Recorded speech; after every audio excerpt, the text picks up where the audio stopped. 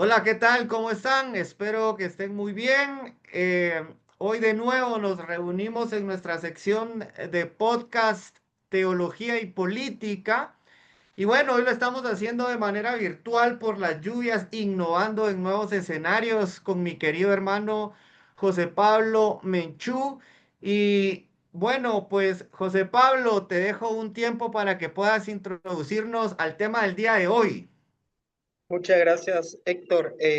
Para esta ocasión, pues Héctor propuso que habláramos de Charlie Kirk, un activista conservador que recientemente fue asesinado en los Estados Unidos, pero la idea no es hablar desde una cuestión descriptiva o, o inmiscuirnos en las teorías de la conspiración, sino más bien analizar esto desde un punto de vista tanto religioso como político o una mezcla de ambas, que puede ser la teología política. Eh, Voy a dar una breve introducción al tema.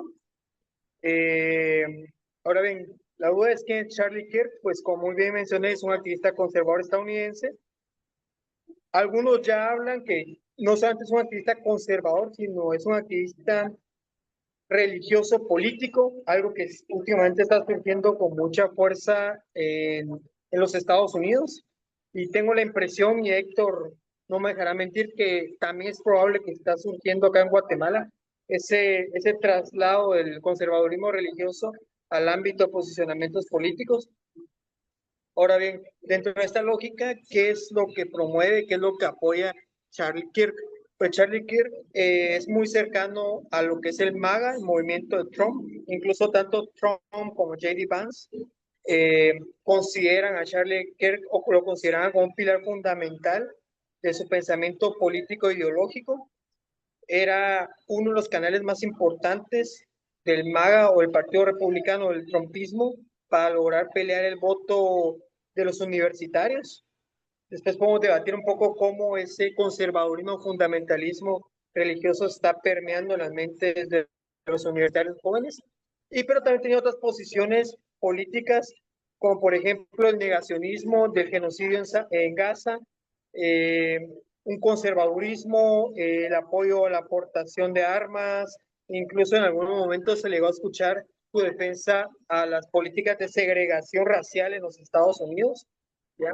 Evidentemente opositor a los migrantes y opositor a los latinos. Ahora bien, Charlie Kirk es asesinado, digamos, hace tres días, pero su asesinato hay que entenderlo desde un punto de vista de la violencia política en los Estados Unidos. Por ejemplo, en los últimos 4 años había una escala de la violencia política en Estados Unidos. Un ejemplo de ello ha sido el asalto a Capitolio en 2021, el ataque a Nancy Pelosi, una figura muy importante del Partido Demócrata en el 2022. Recordemos que hace un año fue asesinada una legisladora demócrata y su esposo en Minnesota. También tenemos el intento de asesinato de Donald Trump y el asesinato de Charlie Kirk. Esto se suma a todo este contexto y, por ejemplo, desde un punto de vista político, lo podemos analizar. No sé si Héctor alguna vez ha leído a esta intelectual, si no se la dejamos de tarea, que es Chantal Mouffe. Chantal Mouffe habla de que al final la democracia es esa transición en la cual el adversario o el enemigo o el otro en términos políticos se convierte más bien en un adversario en términos democráticos y no en un enemigo. Y el retroceso de la democracia es cuando el otro no es un adversario, sino es un enemigo al cual hay que eliminar. Y creo yo que en el contexto estadounidense, hoy estamos viendo un retroceso de la democracia en el cual ya al otro no se considera un adversario que hay que con el cual hay que competir bajo canales democráticos, sino se convierte en un enemigo al cual hay que buscar cualquier forma de eliminación. Y esto no solamente tiene que ver necesariamente con Charlie Kirk, sino toda una narrativa en Estados Unidos promovida principalmente por Donald Trump, no únicamente, pero es uno de los grandes propulsores en el cual está generando un clima de violencia política y de polarización. Este es como el gran marco conceptual. Ahora bien, como es importante analizar esto desde un perfil del fundamentalismo religioso, eh, le quiero hacer una pregunta a Héctor, porque creo yo que es muy simbólico que el asesinato haya sido en Utah, ¿verdad? Entonces, desde el punto de vista religioso, desde el punto de vista del fundamentalismo religioso, Héctor, ¿qué significa que el asesinato haya sido en Utah? ¿Por qué en Utah? Digamos, vos cómo lo ves. Bueno, qué excelente todo lo que nos indicas, mi hermano. Muchas gracias por este marco. Siempre nos ilumina y nos permite entrar a lo prioritario del tema. Y sobre lo teológico y lo que nos interesaría abordar desde el tema eclesial y ético es que estamos hablando de líderes juveniles que precisamente están avanzando posturas políticas de participación, si bien no son ideas, digamos, que beneficien a la sociedad per se. De todas formas, ellos están haciendo su libre ejercicio de organización y están también avanzando su derecho digamos, al planteamiento de las ideas que ellos mejor parezcan. Esto de los jóvenes es muy interesante y también lo que mencionas sobre cómo se facciona como parte de la estrategia para avanzar algún tipo de planteamiento absolutista o totalitario, la figura del enemigo público, ¿verdad? Ya no es esta persona con la cual yo voy a contrastar ideas, ¿verdad? Con la cual voy a tratar de contraargumentar, que voy a tratar de desmantelar sus postulados, voy a demostrar falsedad o verdad en lo que él maneja a través de su narrativa o su discurso, sino que se convierte en la necesidad de exterminar, ¿verdad? De aniquilar a ese enemigo que ciertamente es ficticio, porque si hablamos de valores democráticos, el simple hecho de apelar a la violencia, ya sea dentro del mismo discurso o ya en la práctica, es mucho peor, ¿verdad? Entonces, esa cuestión es sumamente interesante de abordar. El tema de Utah es sumamente importante porque es la cuna precisamente de una de las iglesias. eh, Vamos a enmarcarlas dentro de los nuevos movimientos religiosos o pentecostalismos, que si bien los mormones tienen particularidades, se distinguen del resto de, por eso menciono los movimientos, los nuevos movimientos religiosos, a pesar de que mucho de su planteamiento va encaminado a la teología de la prosperidad, que es el núcleo, digamos, de la mayoría de pentecostalismos. Los mormones se deslindan de muchas cosas, lo cual los hace participar en digamos, una categoría bien interesante. José Pablo, te comento que los mormones participan en algo que se llama pentecostalismos heréticos. Y bueno, ¿y cómo es posible esto de la herejía? Se preguntarán ustedes. Y es precisamente porque el mito fundacional del cual parten los mormones no es el Génesis, sino que en el libro Mormón se habla de otro mito fundacional que es sumamente peligroso y que contiene posturas racistas y autoritarias. Entonces se deslindan a los mormones precisamente por eso.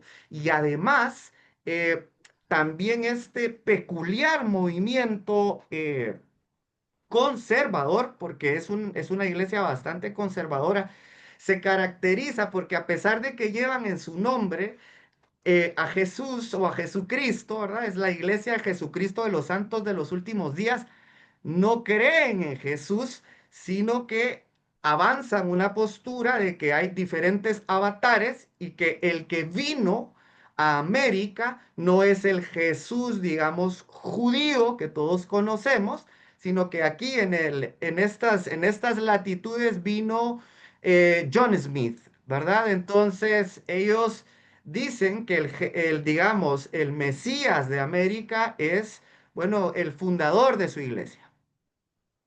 Entonces, Sobre esto tenemos que empezar a analizar muchísimas cuestiones. Y bueno, ya lo comentábamos anteriormente tras bambalinas con José Pablo, una de estas cuestiones es que este movimiento de Trump, todo el planteamiento bajo este marco de Let's America Great Again, participan principalmente jóvenes conservadores mormones, ¿verdad? Y entonces este es un vínculo muy interesante entre los planteamientos pentecostales o fundamentalistas cristianos y el ejercicio en la política. Y bueno, la vamos a dejar ahí para ver si con esto logramos aclarar un poco la pregunta que me hacías, mi querido hermano. Entiendo bien que, digamos, tanto el hecho del asesinato como el hecho de que esta gira, que esta activista inició haya sido en Utah, un territorio, como bien mencionas, muy cercano al pensamiento mormón, tiene que ver principalmente porque ese pensamiento fundamentalista religioso mormón, no vamos a discutir si desde el punto de vista teológico es correcto o incorrecto, pero digamos, este pensamiento fundamentalista se, digamos, se transita al pensamiento político, vamos a ver, se hace su transición al pensamiento político en posturas nacionalistas, conservadores, dictatoriales, autoritarias, que son posturas políticas que muy fácil se identifica con la postura política que estamos viendo el fundamentalismo religioso de Trump, digamos. Entonces, digamos, es como el escenario ideal o para iniciar esta campaña, por así decirlo, digamos. Ahora bien, hay una duda, digamos, porque vemos que iba justamente hacia los jóvenes, y a veces que siempre se dice que los jóvenes son los que efectivamente tienen posturas más, más propensas a ser posturas más liberales, digamos. Pero él específicamente se dirigía mucho al joven. ¿Vos crees que hay una tendencia, tanto en Estados Unidos como incluso lo podemos trasladar a Guatemala, de jóvenes que abrazan cada vez más posturas fundamentalistas, conservadoras, que transitan en discursos políticos de odio, dictatoriales, autoritarios? ¿Vos lo ves desde tu experiencia tanto en Guatemala como al parecer está sucediendo en Estados Unidos? Excelente este vínculo que haces, mi hermano, porque precisamente tenemos que participar de los planteamientos, digamos, políticos a nivel global. Tenemos que hacer análisis geopolíticos porque todo esto está concatenado. O es decir, Estados Unidos no deja de ser el brazo cuantitativo de Occidente en nuestro territorio. Y entonces estas ideas claramente ha sido incluso un laboratorio de experimento, como bien lo mencionan los documentos desclasificados de Santa Fe, por ejemplo. Y te voy a comentar una cuestión interesante sobre los mormones que vienen en masa durante la década de los 60. Estas sí son una de las pocas iglesias que migran después de la segunda mitad del siglo XX con lineamientos estratégicos bien específicos. Desen cuenta ustedes en dónde están situadas territorialmente. En Guatemala, las iglesias mormonas, por lo general están atrás de una iglesia católica y esto es otra cuestión sumamente interesante del planteamiento mormón. Siempre pregonan planteamientos conservadores, planteamientos de derecha y enarbolan muchísimo esto que el pueblo protestante, evangelical y pentecostal ha hecho ya también una campaña publicitaria, ¿verdad? No nos inmiscuimos en política. Y son uno de los primeros que empiezan a decir eso, ¿verdad? Estas cuestiones como la autoridad es puesta por Dios. Esto es un rasgo muy interesante de los planteamientos mormones y pentecostales.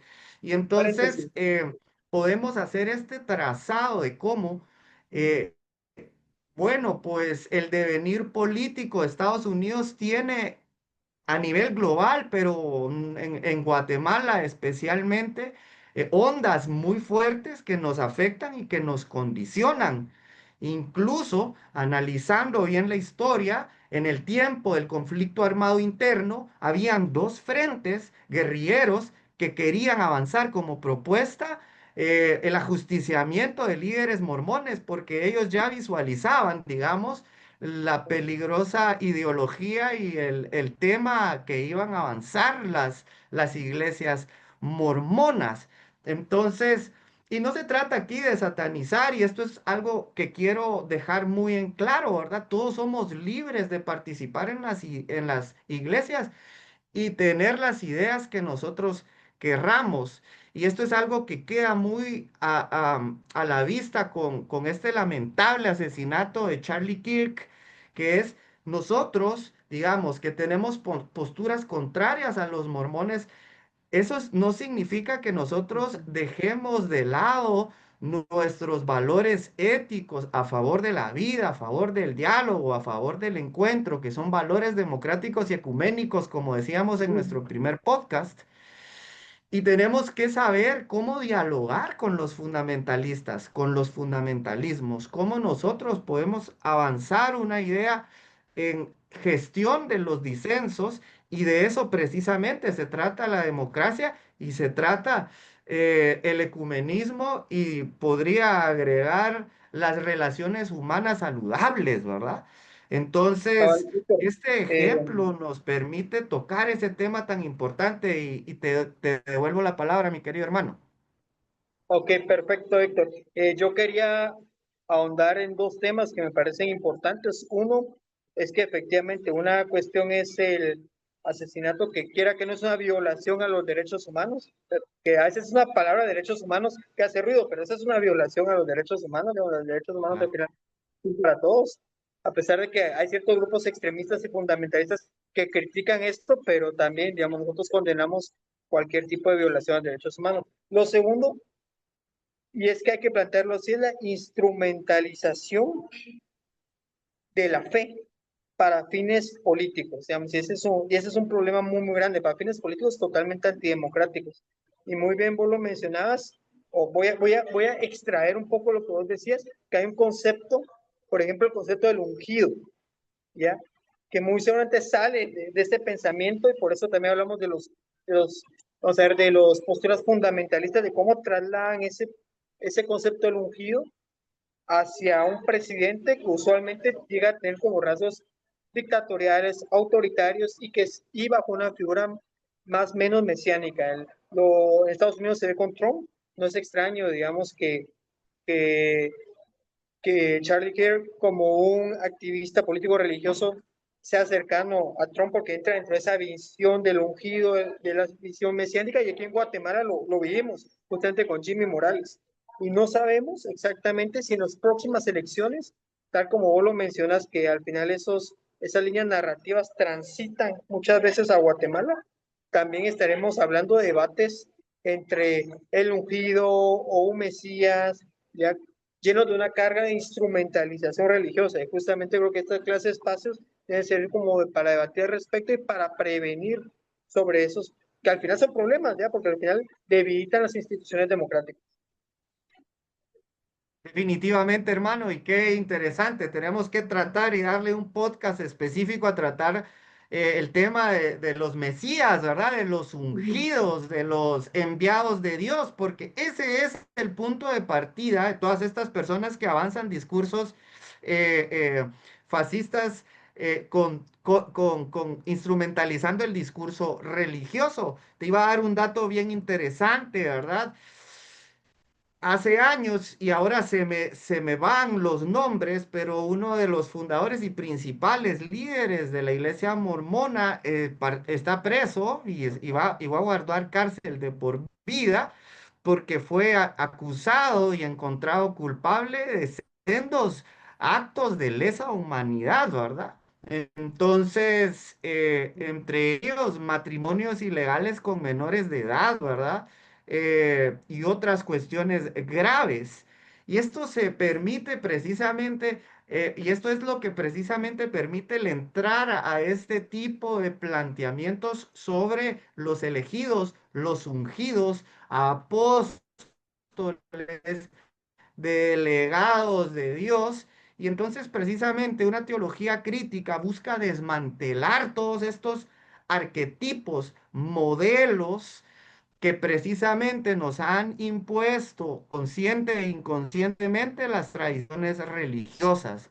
Entonces yo creo que hay que darle un podcast entero a tratar de, de desmantelar esos arquetipos, querido hermano. Sí, yo, digamos, para darle un cierre, porque no sé, o a menos que vos quieras mencionar algo más, yo creo que es importante resaltar un par de ideas. Uno es que al final, sí, digamos, el asesinato es una violación al un derecho humano fundamental que es la vida, y estamos en contra de eso, pero también, digamos, si uno lo analiza desde un punto de vista religioso y político, estamos hablando de que hay un contexto de violencia política en Estados Unidos promovida principalmente por actores que abrazan una línea fundamentalista religiosa, ¿ya?